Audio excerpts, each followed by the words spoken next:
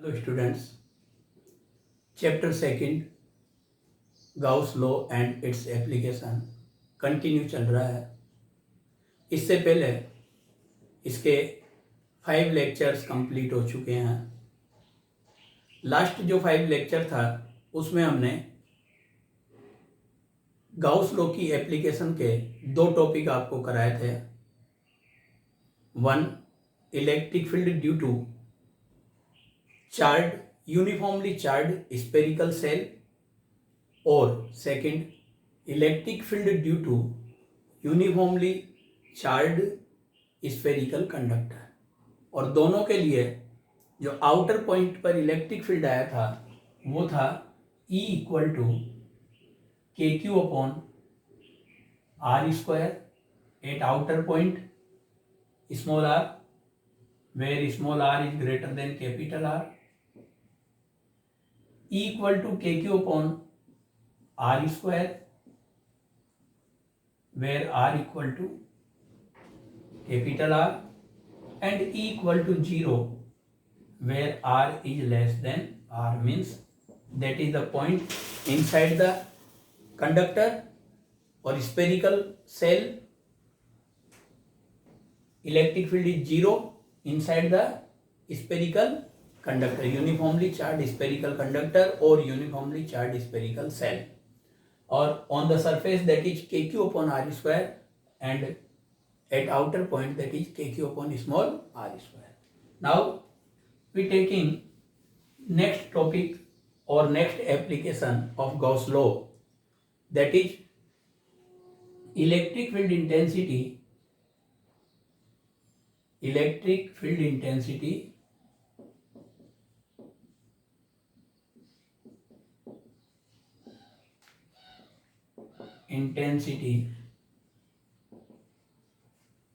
due to uniformly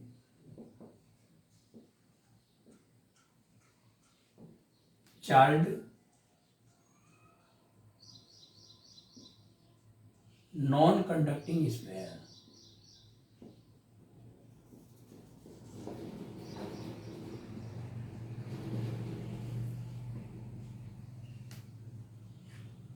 Now we consider we taking this topic for calculation.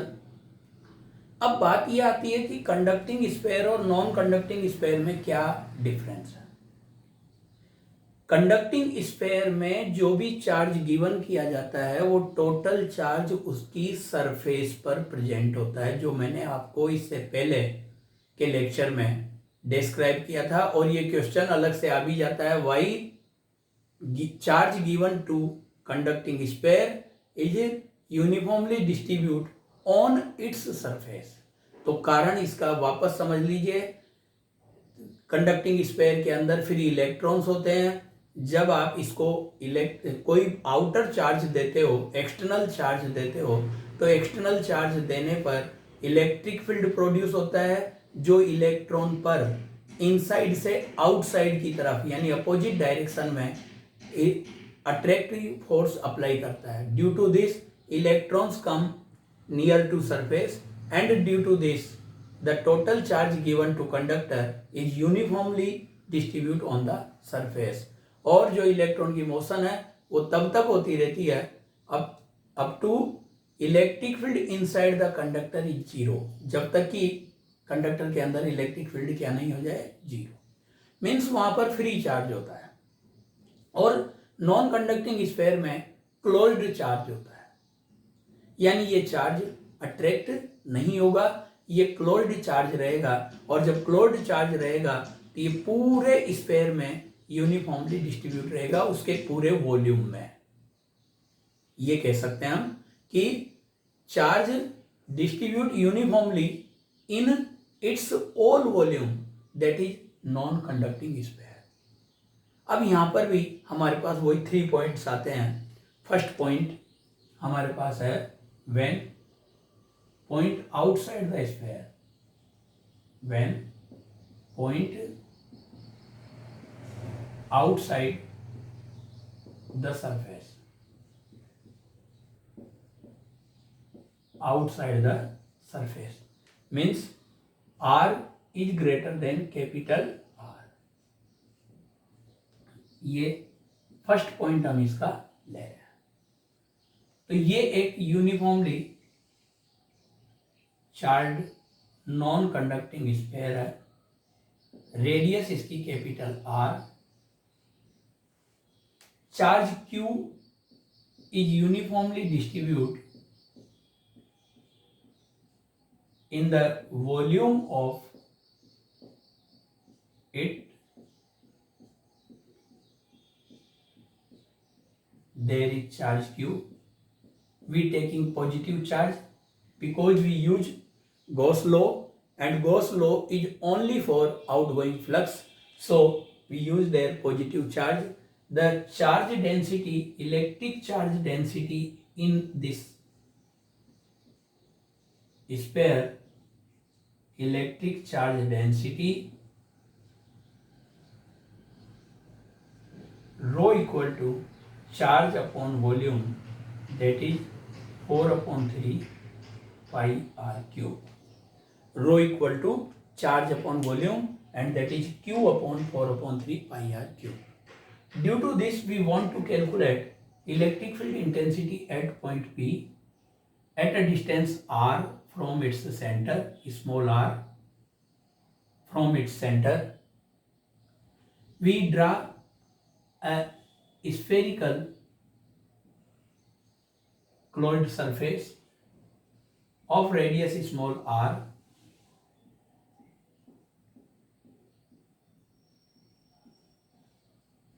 which is Gaussian surface of radius r, small r. ये हमने एक closed surface यहां पर ले ली. Already आपको मैं बता चुका हूं कि इस क्लोज्ड सरफेस के ईच पॉइंट पर, प्रत्येक पॉइंट पर electric field intensity electric field intensity will be in the direction normal to the surface, or we can say radially outward, normal to the surface. So if we consider a area element at this point, then the direction of area element and direction of electric field, that is area element vector dA and that is vector E, both are radially outward and normal to the surface. Okay, now from Gauss law,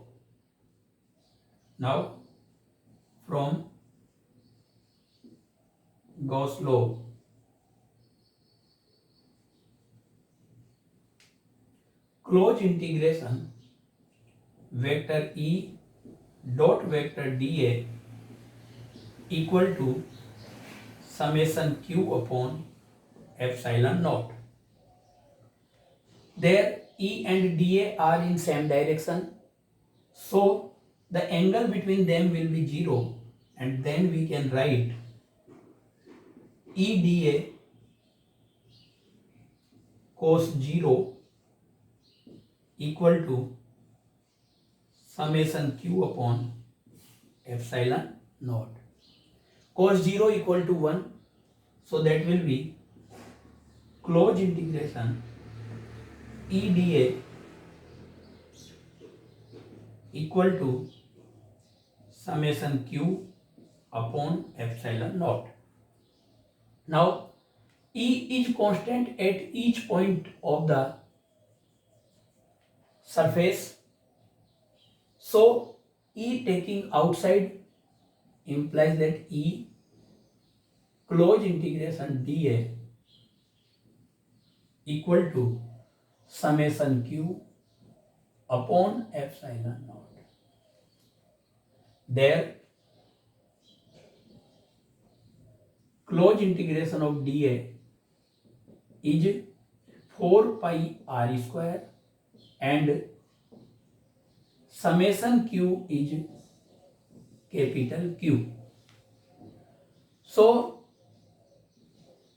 E into 4 pi r square is equal to Q upon epsilon naught, and that is E equal to 1 upon 4 pi epsilon naught Q upon R square or KQ upon R square, that is the electric field intensity at the point outside the surface of non-conducting sphere. This formula also for conducting spherical cell and conducting spherical charged uniformly charged spherical cell and uniformly charged spherical conductor. So there are kq upon small r square is common formula for all three cases. Okay, that is equation number 1. From here we can say E is proportional to 1 upon r square. Now its second point on the surface. Second point on the surface. On the surface means r equal to capital R. Point on the surface means r equal to capital R. So if you use r equal to capital R in formula number 1, because अगर ये point यहाँ आ जाएगा surface पर तो कोई new Gaussian surface बनाने की requirement नहीं है. ये जो नॉन कंडक्टिंग स्फीयर का जो सरफेस होगा वही गाउसियन सरफेस की तरह बिहेव करेगा, क्योंकि इस समय ये जो पॉइंट है ये पॉइंट यहाँ आ जाएगा तो यही गाउसियन सरफेस हो जाएगा. ओके, और जब यही गाउसियन सरफेस हो जाएगा तो small r equal to capital R. From equation first, तो from equation first you can write E equal to 1 upon 4 pi epsilon naught Q upon capital R square or E equal to KQ upon capital R square. Okay, so that is electric field intensity on the surface of uniformly charged non-conducting sphere. That is also for uniformly spherical cell and uniformly charged conducting sphere. Okay, तो ये दो point इसके calculate हो चुके हैं. अब इसका जो थर्ड पॉइंट आता है वो है when point inside the surface. वो थोड़ा सा यहाँ अलग आता है उन दोनों टॉपिक से हटकर. जो दो टॉपिक हमने पढ़े थे उनमें तो हम डायरेक्ट ही बोल देते थे कंडक्टिंग स्फेरिकल सेल में और कंडक्टर में स्फेरिकल कंडक्टर में कि चार्ज जो भी है वो सारा सरफेस पर है और सरफेस पर होने के कारण इनसाइड में इलेक्ट्रिक फील्ड इंटेंसिटी 0 होगी. बट यहाँ चार्ज सरफेस पर नहीं है, यहाँ पर चार्ज इनसाइड में यूनिफॉर्मली डिस्ट्रीब्यूट है. तो इसका थर्ड पॉइंट आता है बेटे, third point when point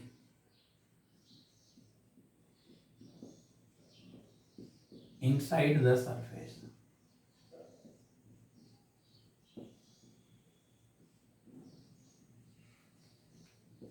R is less than capital R.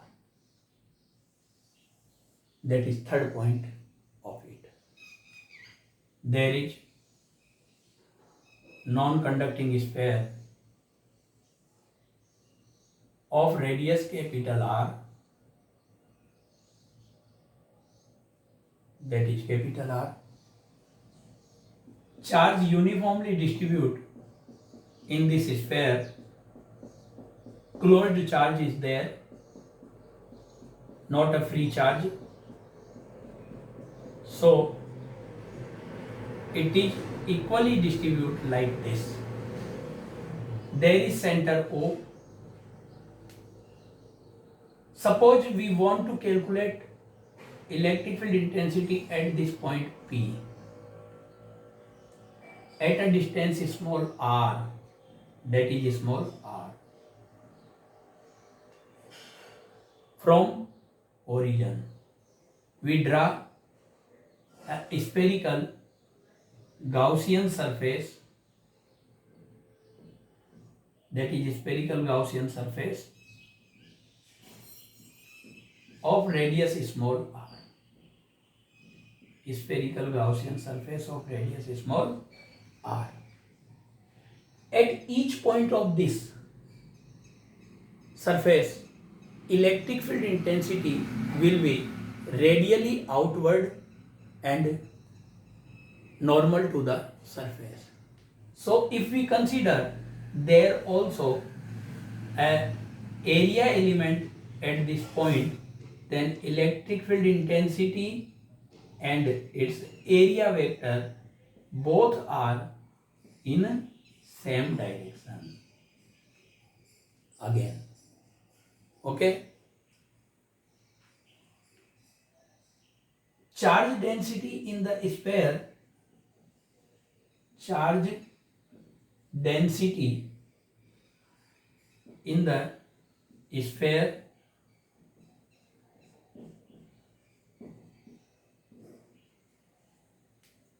rho equal to charge upon volume. Volume is 4/3 pi r cube, and that is 3q upon 4 pi r cube. That is equation number 1. It is charge density in the non-conducting sphere. Charge closed by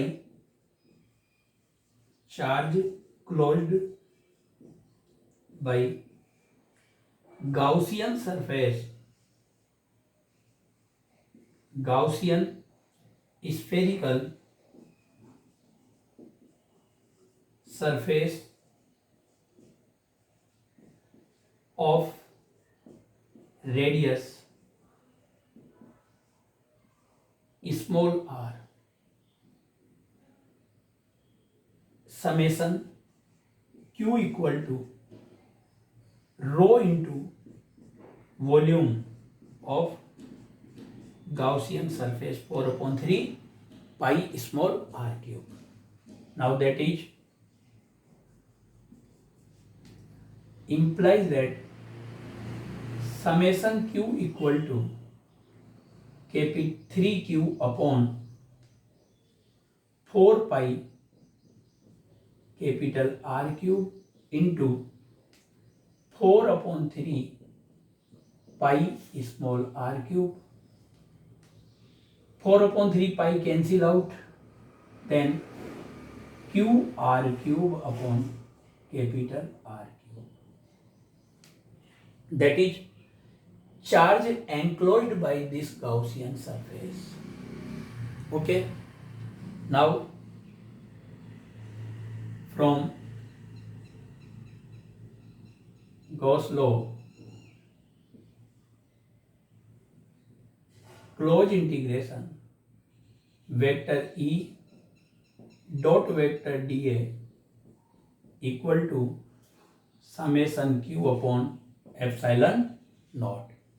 E and dA are in same direction, so there will be closed integration E dA cos 0, that is summation q upon epsilon naught, implies that cos 0 equal to 1 है, इसलिए E dA equal to summation q upon epsilon not.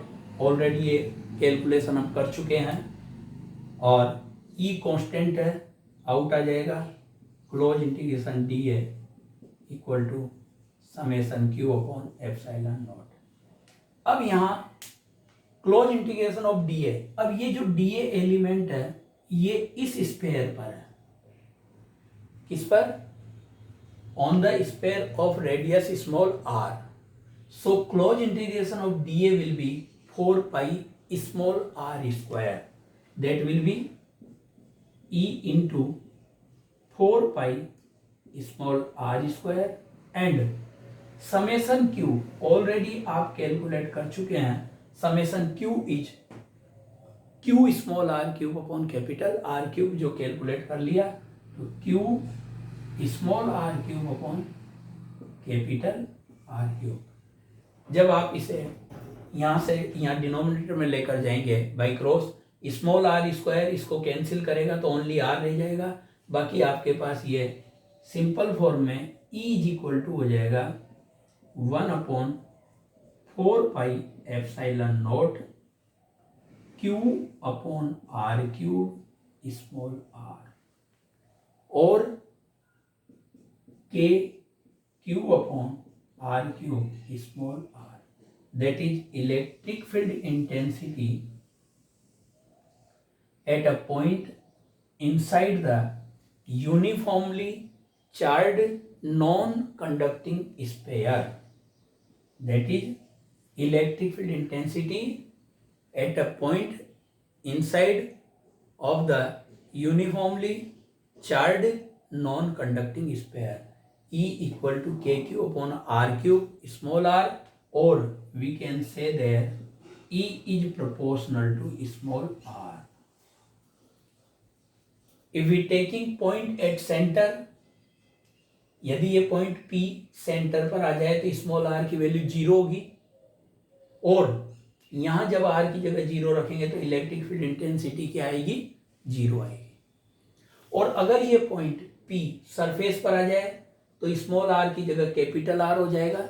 अगर ये point surface पर आ जाए तो, और capital R होगा तो यहाँ जब आप कैपिटल R पुट करोगे तो के क्यू अपॉन वही कैपिटल R स्क्वायर, क्योंकि एक R कैंसिल हो जाएगा, के Q upon capital R square, जो ऑलरेडी कैलकुलेट कर चुके हैं on the surface of non conducting sphere. तो ये पॉइंट आपके पास थर्ड पॉइंट था, electric field intensity at a point inside the non conducting uniformly charged non conducting sphere. Okay, अब आप यहाँ पर ग्राफ प्लॉट करने के लिए बात ले सकते हैं। तो एक तरीके से हम इस पूरे टॉपिक के बेस पर यहाँ ये बात कर सकते हैं, देखो टोटल टॉपिक से जो अब तक हमने रीड किया उससे, कि E इक्वल टू के Q upon are square when R is greater than capital R, means point outside है, E equal to KQ upon capital R square when R equal to capital R, means point on the surface. E equal to KQ upon R cube R when R is less than capital R, means point inside the surface है at R distance from origin या from centre. और ये सारे topic किसके लिए है, non conducting sphere के लिए।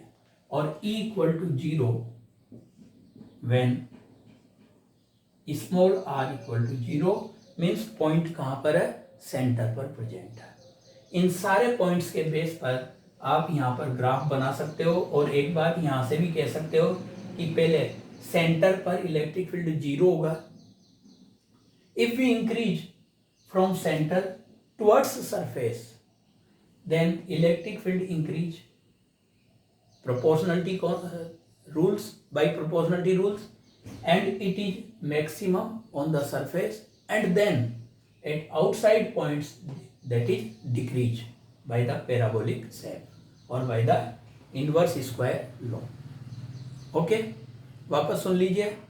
Electric field intensity due to uniformly non conducting sphere is 0 at centre. It is directly proportional to increase up to surface. At the surface it is maximum and it is decrease by inversely square of the distance at outside points. So there will be graph for it.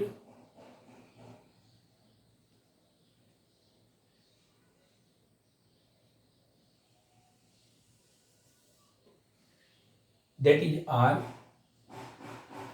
distance from center,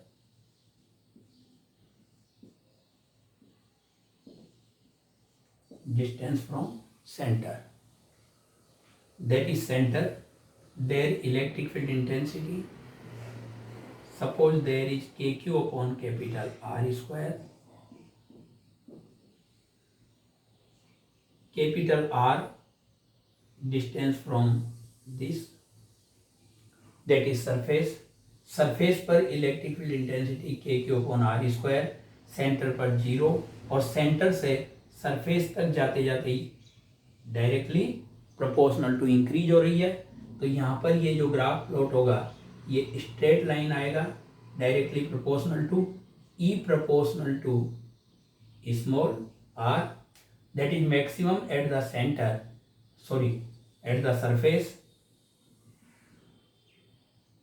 maximum at the surface, and then it is decreased by inverse square law. E is proportional to 1 upon R square when R is greater than capital R and here R is less than capital R. तो total topic से हमने यहाँ पर इसका graph plot कर दिया है total. Okay, इसका कोई भी न्यूमेरिकल यदि आता है तो आपको पॉइंट की डिस्टेंस देगा, रेडियस देगा, चार्ज देगा, या चार्ज डेंसिटी दे सकता है और रेडियस दे सकता है। तो पहले अगर मान लीजिए उसने चार्ज डेंसिटी दी है, वॉल्यूम चार्ज डेंसिटी, तो आप पहले rho equal to Q upon 4/3 pi R cube में रो की वैल्यू पुट करें, कैपिटल आर यानी रेडियस की वैल्यू पुट करें, उससे आपको क्यू निकलेगा और जब क्यू कैलकुलेट हो जाएगा तो फिर आप इलेक्ट्रिक फील्ड इंटेंसिटी निकाल सकते हो किसी भी पॉइंट पर। सरफेस पर पूछ रहा है तो directly k Q upon are square, outer point की डिस्टेंस। हाँ, वो ये भी बात है कि क्वेश्चन में ये कंफर्म नहीं करे कि पॉइंट आउटसाइड में या इनसाइड में, बट जैसे आपको कह दिया कि the radius of the sphere is 5 centimetre, then find out the electric field intensity at a point 8 centimetre from the centre. तो फिर अपने आप आपके माइंड में आना चाहिए कि जब रेडियस 5 सेंटीमीटर थी और वो पॉइंट जो ले रहा है वो 8 सेंटीमीटर पर ले रहा है, तो इट मीन्स वो पॉइंट कहाँ पर होगा, आउटसाइड द सरफेस। और यदि उसने कहा है कि find out the electric field intensity at a point at 3 centimetre from surface from centre, तो फिर आपके माइंड में आना चाहिए कि जब रेडियस 5 सेंटीमीटर बोल रहा है और पॉइंट की डिस्टेंस 3 सेंटीमीटर दे रहा है, तो इट मीन्स वो point inside the sphere, inside the surface. अगर कंडक्टिंग स्फीयर है और स्फेरिकल सेल है तो डायरेक्टली आप उस इनसाइड पॉइंट पर electric field intensity without any calculation E equal to 0 लिख दीजिए। और यदि आपके पास नॉन कंडक्टिंग यूनिफॉर्मली स्फीयर है तो फिर आपको ये फॉर्मूला यूज करना पड़ेगा, E इक्वल टू के Q upon r cube, small r, capital r की जगह उसकी रेडियस यूज करनी है और स्मॉल आर की जगह जो उसने डिस्टेंस दी है वो यूज करनी है। That's all for today, thanks.